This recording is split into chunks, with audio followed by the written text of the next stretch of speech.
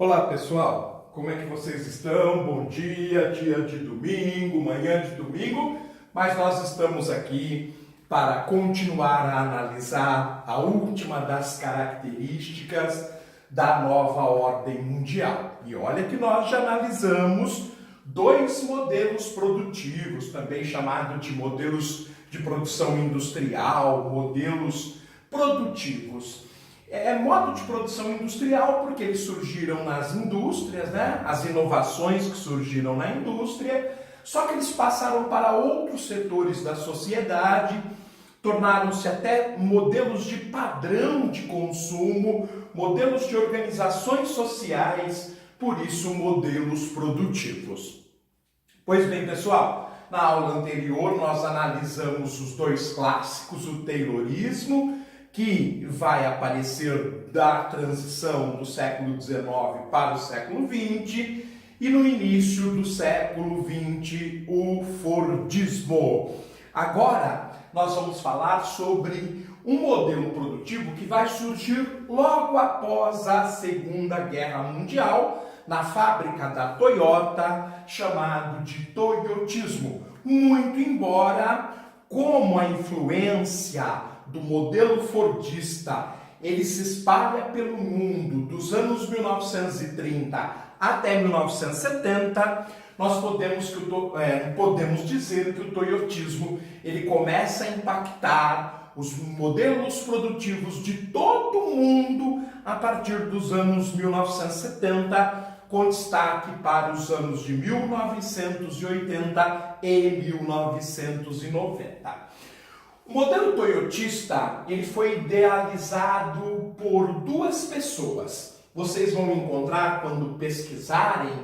Alguns dizem que foi o engenheiro Taiichi Ohno. Outros dizem que foi o idealizador de modelos produtivos, o pensador de modelos produtivos, como se fosse um administrador, um engenheiro de linha de produção, Eiichi Toyoda. O Toyoda que viveu até recentemente, até 2013, e faleceu com 100 anos. O Taiichi Ohno, um engenheiro, viveu um pouco mais, mesmo assim ele viveu de 1912 a 1990, foram 78 anos de vida. Gente, só para a gente não esquecer como é que podemos definir um modelo produtivo.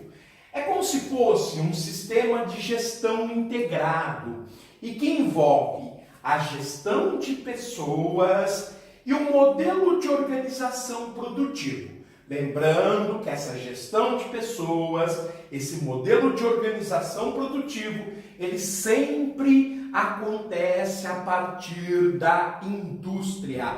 Por isso que muitos chamam eles de modos de produção industrial ou modelos produtivos industriais.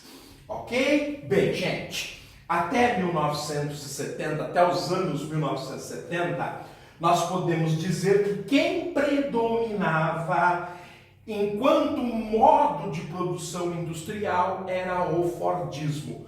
Por isso que o toyotismo ele também é chamado de modelo produtivo pós-fordista, porque ele será o primeiro modelo completamente diverso do Fordismo que vai marcar o mundo, pelo menos por meio século, pelo menos por 50 anos, já que ele se assenhora da produção industrial norte-americana a partir de 1920 e do mundo de 1930 a 1970.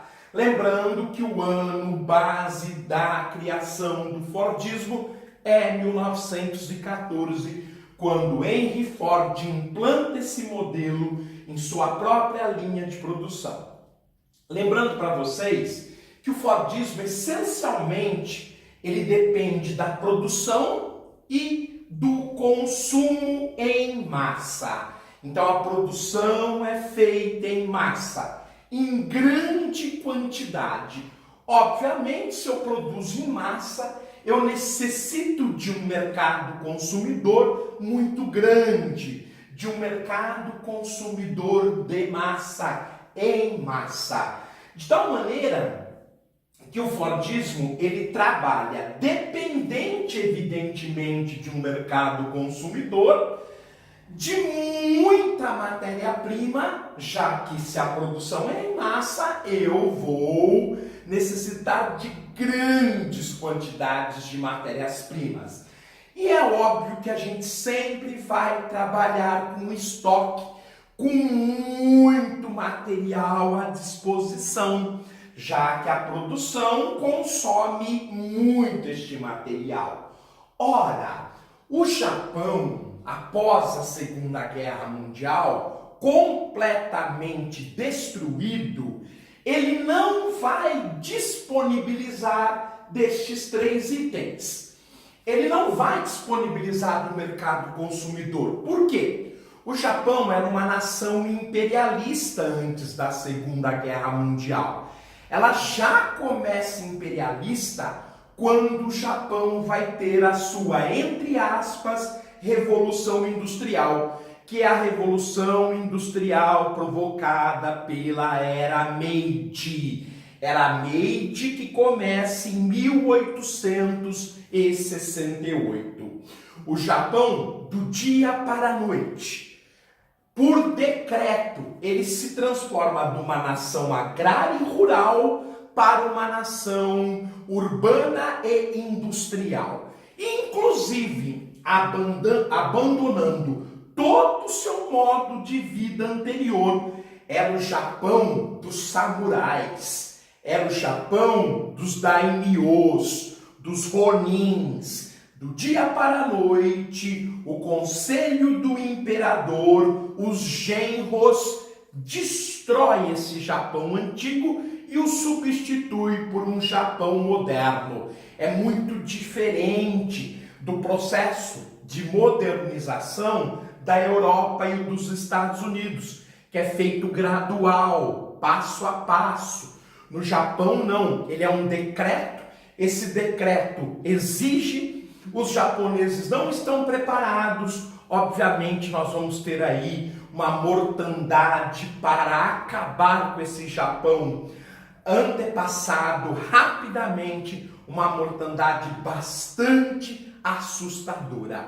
Mas para o Japão se industrializar, e ele vai comprar fábricas inteiras na Europa, desmonta, coloca num navio, leva para o Japão, contrata os engenheiros, os operários, para ensinar os japoneses, não se importa com dinheiro, paga regiamente tudo que está ligado a essa industrialização acelerada, mas o Japão vai precisar de matéria-prima e de mercado consumidor, o que o seu território nunca lhe deu. O Japão é um país muito pequeno, ele é 27 vezes menor do que o Brasil.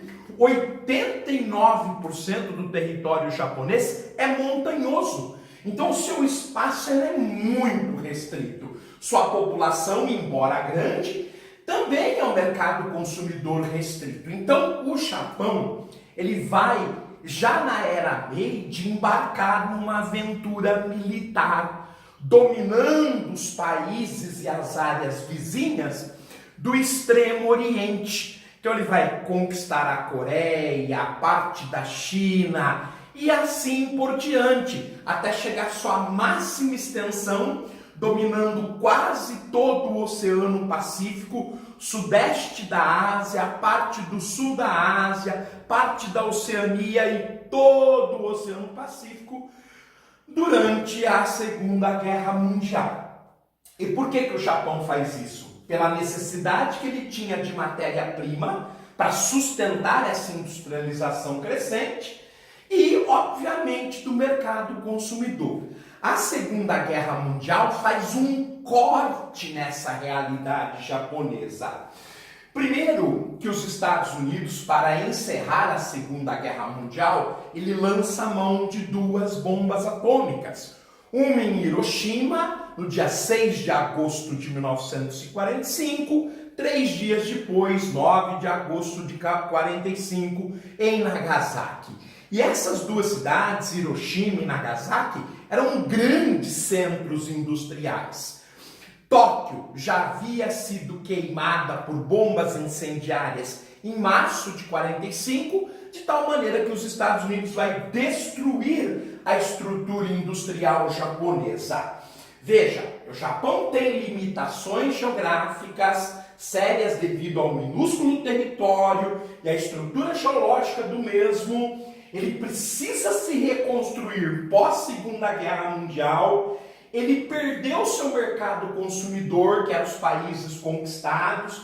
Ele perdeu o fornecimento de matéria-prima abundante também nessas áreas conquistadas. A situação vai ficar bastante complicada, então, para o Japão se recuperar. O único saldo era a mão de obra qualificada, que foi criada desde a era Meiji, já que para o imperador Mutsuhito era fundamental para o Japão se desenvolver, que a escolaridade fosse universal, constante e crescente, de tal maneira que a sociedade japonesa nunca vai parar de estudar. Mas para resolver esses problemas, que é a reconstrução industrial pós-Segunda Guerra Mundial, as limitações geográficas, a mão de obra qualificada sem emprego e o mercado consumidor limitado, só que agora, já que agora o Japão só ia depender dele mesmo, ele não tinha mais o mercado consumidor coreano, chinês, vietnamita, que ele havia conquistado na sua expansão desde a era Meiji. Então, nesse difícil contexto, o Japão vai ter que abandonar o Fordismo, já que o Fordismo, como sabemos, depende da produção e do consumo em massa, da matéria-prima, do mercado consumidor e do estoque. O Japão não tinha nada disso. Então, Ono e Toyota vão abandonar a produção em massa e vão inaugurar a era da produção por demanda. Eles só vão produzir aquilo que está vendido, aquilo que está encomendado. Eles não vão fazer como Ford, produzir em grande quantidade, o consumidor vai até o local e escolhe seu produto. Não. Agora eles vão produzir conforme o produto já está pago, já está vendido ou já está encomendado no mínimo. Então ele substitui a grande quantidade, a produção em massa, pela pequena quantidade. Essa pequena quantidade, ela também está embutido uma margem de lucro bem menor do que a produção em massa. De tal maneira que o produto é exclusivo e com um preço muito competitivo, o que vai surpreender o modelo fordista. Outro destaque, a inovação constante. Um modelo de automóvel do Ford era lançado, por exemplo, a cada década. Os japoneses vão lançar um modelo por ano. Essa inovação constante, que incorpora o conhecimento da época, a técnica, a tecnologia da época, melhorando constantemente, faz com que o consumo seja constante, menor, porém constante. Como o preço é bem competitivo, obviamente os produtos começam a ter uma boa circulação. A produção por demanda, sem dúvida nenhuma, vai conquistar o mercado. Outra característica importante que os japoneses vão desenvolver, o just in time. E aí a gente tem que tomar uma preocupação, tem que tomar um cuidado com essa definição. Porque o just in time, ele está ligado a uma articulação logística de produção, de transporte, de venda. de tal maneira que pela primeira vez nós vamos ter controle de estoque. Por exemplo, quando você vai ao supermercado, passa um produto que tem o código de barras, será que aquele código de barras é só para acelerar a soma dos valores e que você fique menos na fila? Não. Há outra função.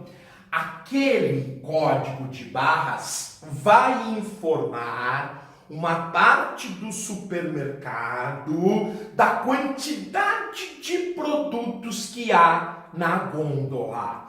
De tal maneira que o estoquista ele vai perceber o tempo todo o que está faltando e o que precisa ser reposto. Agora, mais do que isto, ele não precisa trabalhar com estoque grande, porque até é perigoso no mundo de hoje. Se você compra um estoque muito grande, você pode estar correndo no risco do produto ficar ultrapassado, pouco desejado e você ficar com um grande estoque encalhado.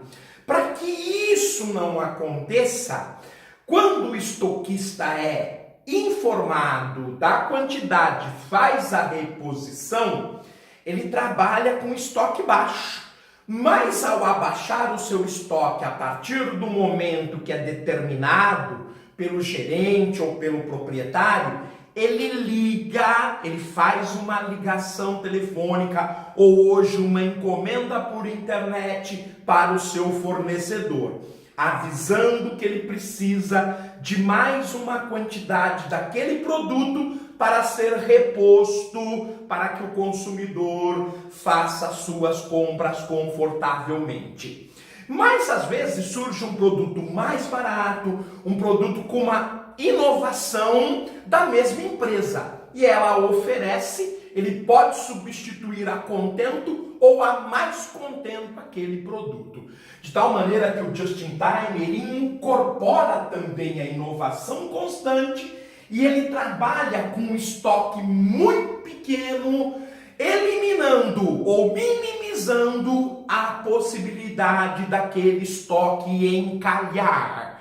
E isso é muito importante para quem é empresário, para quem é gerente, a chamada estocagem reduzida. Hoje, inclusive, a compra quando se faz pela internet, ela é compra de estoque zero. Entre, por exemplo, num site de computador. Você vai comprar o seu notebook. O que você faz? Você inova, você é que monta o notebook. Ele tem ali sua caixa, seu chassi básico, mas é você que vai escolher a cor da tela, as memórias que você precisa, o tamanho do HD, quantas teclas você precisa no seu teclado. Então você encomenda, só que aquele computador ele não existe. Ele é seu, ele é exclusivo. Você vai pedi-lo, a sua empresa preferida vai pedir alguns dias e a partir daquele momento que você monta o seu notebook, com as suas características, eles vão produzir. Então não preciso ter nada, nem o computador na loja virtual. Você vai montar, isso já está acontecendo inclusive com os automóveis. E é a tendência inclusive é desaparecer aqueles grandes estoques num pátio automobilístico, aquelas grandes garagens que fazem, por exemplo, 1000 carros com o mesmo padrão. Não. O toyotismo, e isso já vem dos anos 1970, o toyotismo anuncia que você tem a exclusividade. Isso é muito importante para a unidade produtiva, já que ela consegue trabalhar com estoque zero. Repito, as compras pela internet de produtos que você monta com as suas características, ele é um exemplo de estoque zero.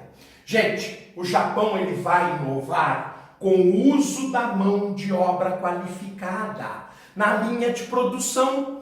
Ora, por quê, gente? Porque para pensar todo esse sistema, produção por demanda, inovação constante, diminuição de margem de lucro, estoque zero, just in time, só quem tem tempo para pensar, quem tem cultura empresarial. Então o sujeito precisa pensar o tempo todo nessas inovações, não só tecnológicas, não só de conforto, mas na logística, na produção, transporte, venda, de tal maneira que aquilo que o Fordismo anunciava, que eram os operários, que eram a alma da linha de produção, no Japão os operários vão ser substituídos pelos robôs.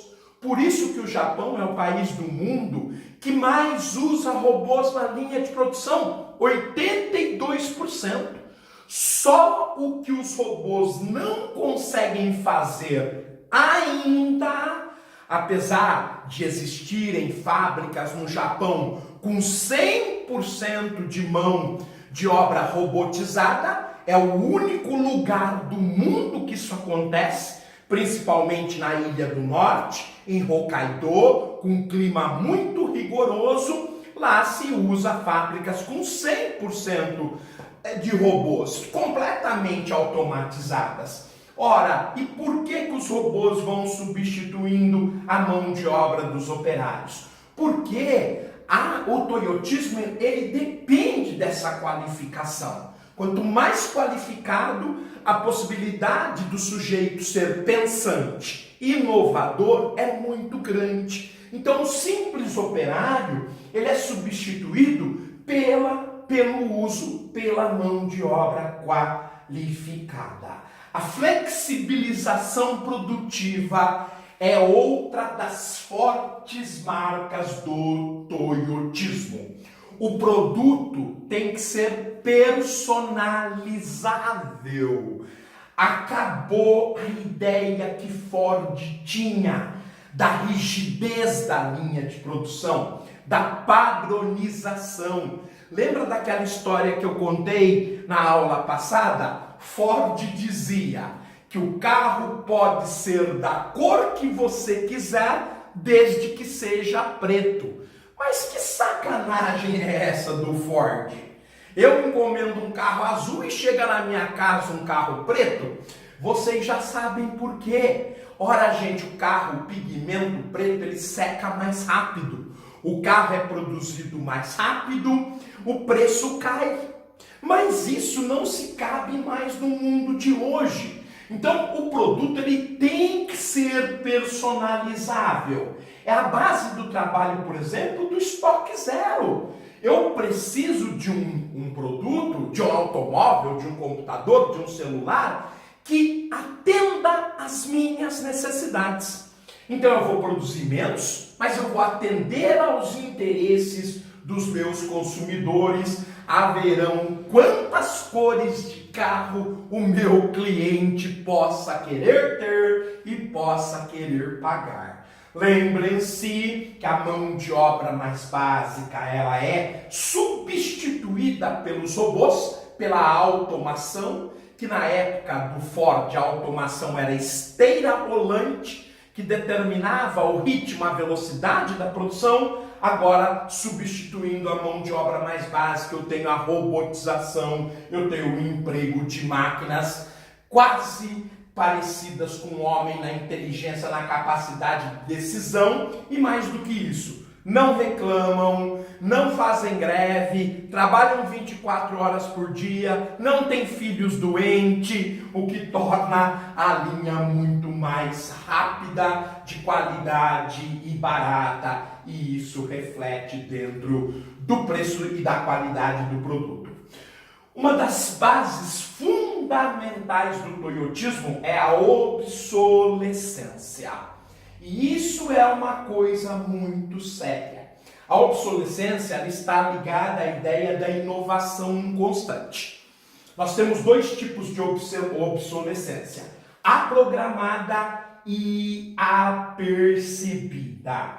O que é a obsolescência programada? Você compra um produto, vamos imaginar ali, um videocassete. Esse videocassete, quando você o compra na loja, ele tem um tempo de vida determinado pela garantia.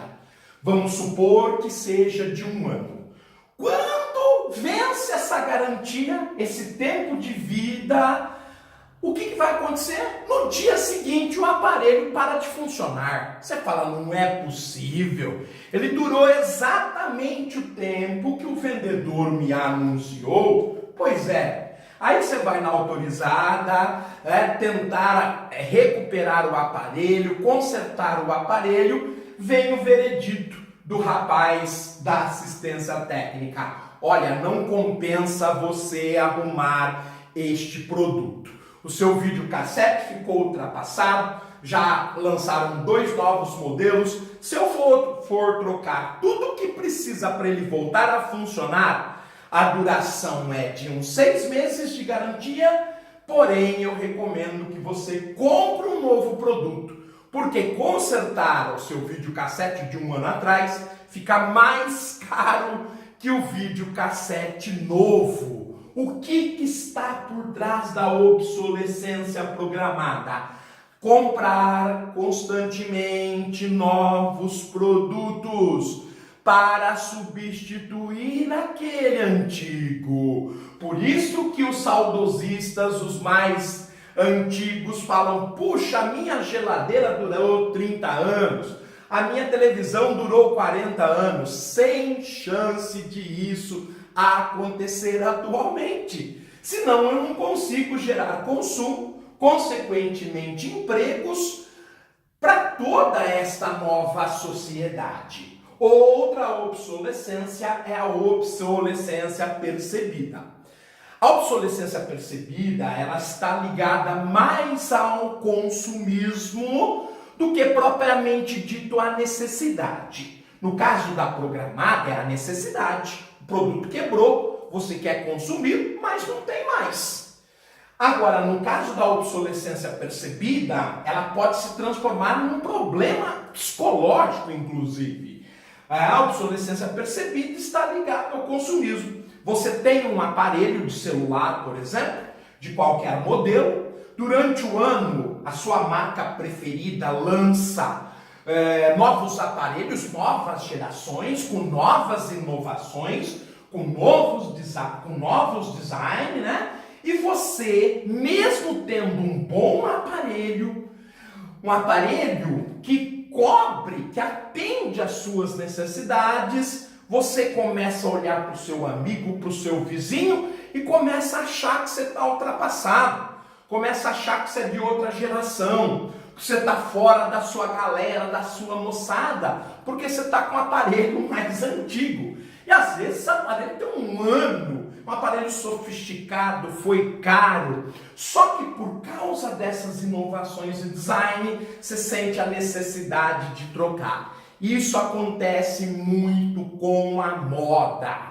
Você compra aquela camisa elegante, aquele par de sapato elegante e fala: nossa, eu estou abafando. Eu vou sair e vou abafar porque eu estou na moda. Passado 1 ano, você vai ao seu closet, vai ao seu armário, pega aquela roupa, pega aquele sapato em perfeito estado. Você usou 3, 4 vezes só. Só que a moda ela é tão dinâmica, ela muda tanto, que quando você vai pegar aquele sapato em perfeito estado, aquela camisa impecável, você sai na rua: eu não vou usar isso aqui nem a pau. Parece coisa do Jeca, parece que eu tenho 100 anos de idade. E não é assim, pessoal. Então isso é um lado, digamos, não dos melhores, mas fundamental, para o desenvolvimento, a evolução, a conquista de mercado, a geração